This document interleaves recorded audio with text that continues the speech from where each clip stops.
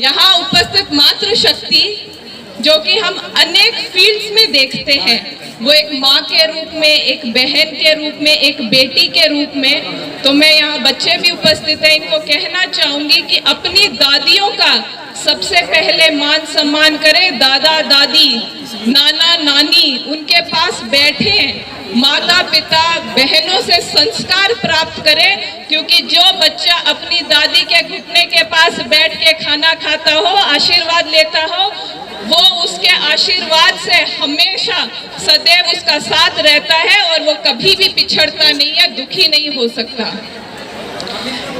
आज महिलाओं का जब कार्यक्रम चल रहा है इंटरनेशनल वुमेन्स डे पे, तो कुछ महिलाएं हमारे इतिहास में भी ऐसी रही हैं, जैसे कि रानी लक्ष्मीबाई, उनकी बहादुरी के किस्से सुनते हैं। मीराबाई के भाई को भक्ति के रूप में देखा गया है और राधा को निस्वार्थ प्रेम भाव से देखा गया है, दुनिया में प्रेम को प्रेरित भी किया है।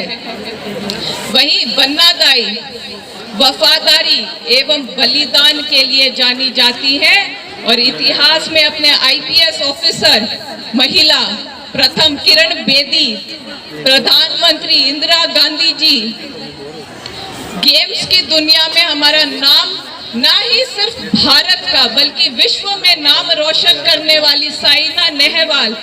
हाल ही की बात थी कि जब महिलाओं ने अपनी सफलता का परचम लहराया, अपनी झुंझुनू की बेटियां ही आईएएस के अंदर अंकिता ने टॉप किया, आरएएस में मुक्ता राव ने टॉप किया और सीए में राधिका बेरीवाला ने अव्वल नंबर कराकर महिलाओं का दिखा दिया है समस्त पुरुषों को कि महिला किसी से कम नहीं है।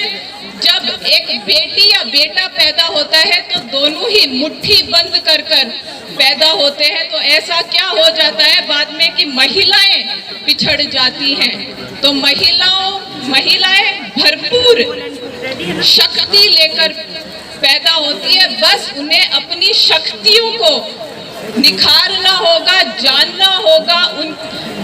अभी डॉक्टर कह रहे थे, डॉक्टर मैम, तो उनकी बात ये थी कि महिलाओं की जब सशक्तिकरण की बात करते हैं तो अनेक अपराध हो रहे हैं, महिलाओं पे अत्याचार हो रहे हैं, आए दिन देखने को मिलता है, रेप केसेस, विक्टिम्स है महिला। क्या कारण है उसका कारण भी हमारे ही अंदर छुपा हुआ है कि महिला वो स्त्री होती है जो चाहे बेटा हो या बेटी हो, उनको अगर एक समान, एक समझकर पैदा करती है तो उसको परवरिश और संस्कार भी एक समान देने चाहिए कि कोई भी बड़ा या छोटा नहीं होता, सब बराबर है। एक दूसरे का सम्मान करके चलोगे तो दुनिया आपका सम्मान करेगी।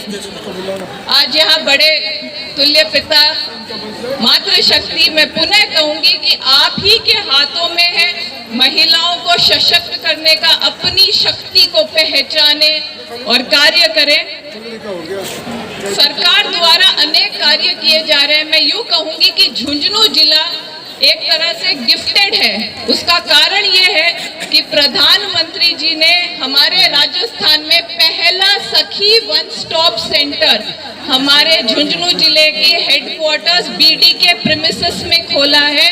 वो उन महिलाओं के लिए है जो घरेलू हिंसा से पीड़ित है। एक ही छत के नीचे वकील की सलाह, खाना पीना, रहना, उसकी सुरक्षा पुलिस करेगी, वो सब एक ही छत के नीचे और निशुल्क है। पोषण अभियान जिसको वर्ष 2018 आज के दिन मार्च 8 तारीख को वुमेन्स डे में पूरे भारत में पोषण अभियान हमारे झुंझुनू जिला से है। मुझे फक्र है कि मैं इस जिले की बेटी हूँ और इस जिले की बहू हूँ। और मैं आप सभी लोगों को कहना चाहूंगी कि बच्चों को जब आप संस्कार देते हैं तो निश्चित रूप से एक बात का ध्यान दीजिए कि उन्हें सेटलमेंट होना ना सिखाएं। कभी भी हम ये कहते हैं बच्चा तू 12वीं कर लिख जा, फिर एमबीबीएस क्लियर कर लेना या मेडिकल की एग्जाम क्लियर कर लेना, इंजीनियर बन जाना या नौकरी लग जाएगा तो तू सेटल हो जाएगा। मैं कहना चाहूंगी सेटल तो कोई भी व्यक्ति कभी मरते दम तक कभी नहीं हो सकता। एक बच्चा वो कोई मुकाम पे पहुंच जाता है, डॉक्टर बन जाता है, इंजीनियर बनता है, फिर उसे आगे बढ़ने के लिए चाहे वो समाज का हो या अपने करियर में लगातार परिश्रम करना पड़ता है, परिश्रम करना होता है, तब वो सफलता की ओर चलता है। सर्विस लाइन में देखते हैं कि महिलाएं या हो पुरुष, रिटायरमेंट होती है तो क्या आप मानते हो वास्तविकता में आपके जीवन में आप रिटायर हुए हो? रिटायरमेंट नहीं हुए, उसके बाद तो आपकी रिस्पॉन्सिबिलिटी बढ़ और गई कि आप ये सोचोगे घर में मैं जब जाऊं तो मैं मेरे पोते के साथ खेलूंगा या मैं मेरी पोती के साथ खेलूंगा। और आगे आप सोचते हैं मैं भगवान मुझे इतना जीवन देना कि मैं मेरे पोते या पोती की शादी देख लूं। जैसे ही पोता या पोती शादी कर देते हैं उसके बाद एक मनुष्य सोचता है भाई अब पोता पोती को तो ब्याह कर दिया, बस अब पढ़ पोतो जय पढ़ पोती हो जब तक मन जिंदो रख दिए मन जीव तो रख दिए। मतलब एक मनुष्य रिटायरमेंट उसकी इच्छाएं कभी खत्म नहीं होती और होनी भी नहीं चाहिए, क्योंकि वही इंसान जिंदा दिल होता है, खुश रहता है, जो इच्छाएं रखता है, सपने सजोता है और उनको साकार करने के लिए कार्य करता है। मैं ज्यादा समय नहीं लूंगी, बच्चे सुबह से यहाँ बैठे हैं 9 बजे से और अब दोपहर हो चुकी, उनका लंच टाइम भी है। तो इतना ही कहते हुए wishing each and every women happy women's day out here. आपको कोई भी समस्या हो निश्चित रूप से आप मुझे डायरेक्ट आके मिलिएगा, कोई संकोच ना कीजिएगा कि मैं अकेली हूँ, मैं किसको अपने साथ ले जाऊं। मैं एक महिला हूँ और मैं आपका दर्द समझती हूँ और मैं समझना भी चाहूंगी, तो आप मुझे अवगत जरूर कराइएगा। मैं अपने पद पे रहते हुए महिलाओं का मान सम्मान पहले, जब महिला सशक्त होगी तभी समाज आगे बढ़ेगा, देश आगे बढ़ेगा। इतना ही कहते हुए धन्यवाद। जय